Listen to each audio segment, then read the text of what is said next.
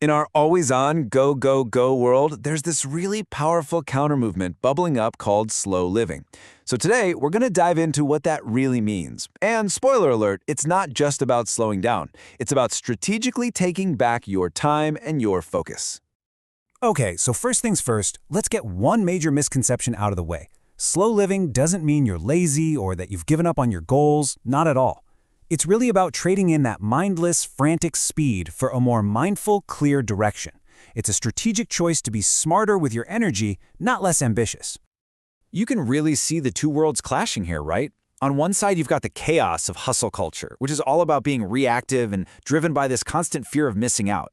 But on the other side, slow living offers this intentional, focused approach that brings so much clarity. It's really the difference between just being busy and actually being effective. So where do we even begin with all this? Well, the first step is just to acknowledge the core problem that, let's be honest, most of us face every single day. That feeling of being in a constant rush. It's like busyness is our default setting. I mean, our whole society basically gives you a gold star for speed, which makes being busy feel like some kind of badge of honor. So we end up rushing around more out of habit than actual necessity. It's just what we do. And the very first step to changing that is simply to become aware that you're even doing it. Now let's start building a real foundation for change. The most important first step here is to look inward, to really dig deep and understand what's actually driving our own personal need for speed. We've got to figure out our why. And honestly, it all starts with this one, simple but incredibly powerful question. So the next time you feel that urge to speed up, that internal pressure to just hurry, try to just pause for a second and ask yourself, why? What's really driving this? And to get to the real answer, not just the surface level one, there's this great technique called the 5 whys. You start with that first question, and then for whatever answer you give, you just ask why again. You keep doing this, and it's like peeling back the layers of an onion.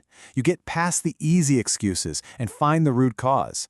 Maybe it's pressure from your boss, or a fear of being still, or maybe it's just this false belief that rushing equals productivity. So once you figure out your why, the next step is to define your what.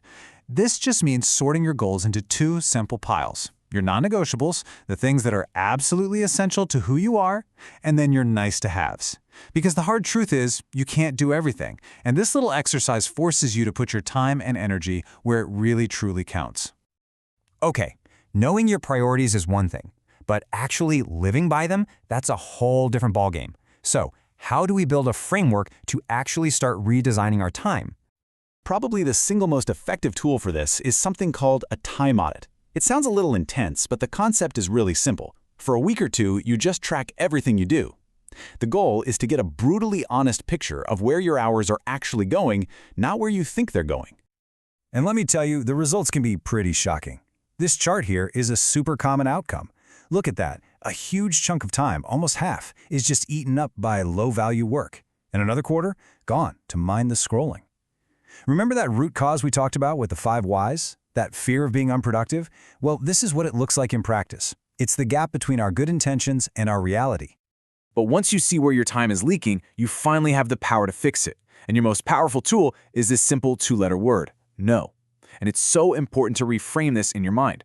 Saying no to some low-value request isn't a negative thing. It's you actively saying yes to one of your non-negotiables, whether that's your health, your family, or your most important creative work. Now, a huge part of this, as you can probably guess, is setting boundaries with technology.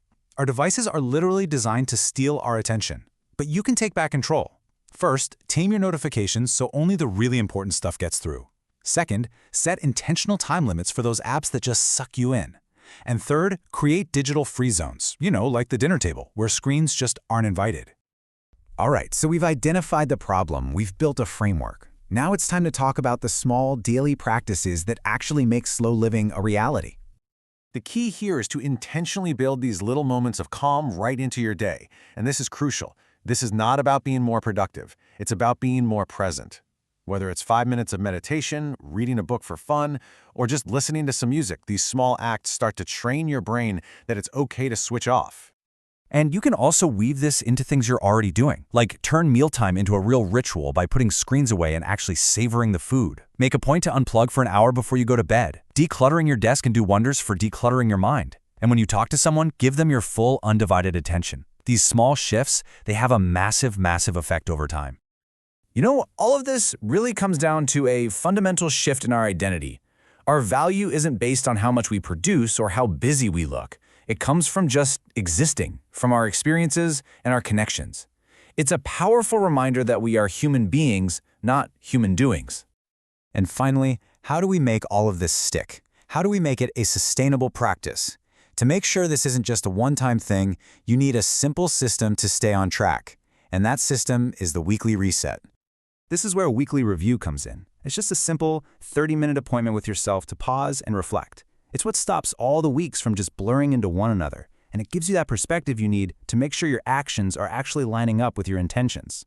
And the process can be incredibly simple. You just ask yourself 3 questions. First, what went well? You got to celebrate the wins. Second, what was a challenge? This is for learning, not for judging yourself. And finally, based on all that, what's my plan for next week? That's it. That's how you make those small, intentional adjustments that keep you on course. So, as we wrap things up, I want to leave you with one final, actionable question. Just take a look at your life, your commitments, all your habits. What's one non-essential thing, one small obligation, one mindless habit that you can consciously just let go of, starting this week, to make a little more space for what truly matters?